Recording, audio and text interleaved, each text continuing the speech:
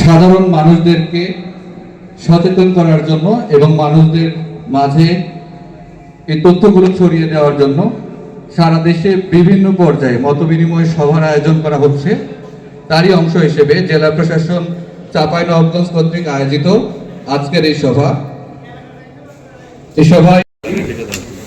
ত্রয়োদশ জাতীয় সংসদ গণভোট 2026 উপলক্ষে গণভোট প্রচারণা বিষয়ে উদ্বুদ্ধকরণ এবং মত বিনিময় বিষয় সভায় উপস্থিত রয়েছেন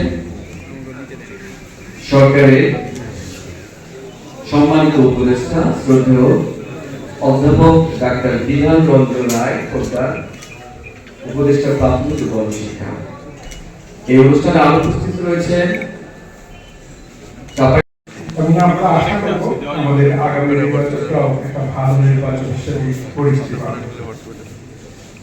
জাতীয় সংসদ নির্বাচনে সরকারের দায়িত্ব থেকে নির্বাচনটা সুষ্ঠুভাবে সম্পন্ন করার জন্য আমাদের নির্বাচন কমিশনকে সহায়তা করা হবে।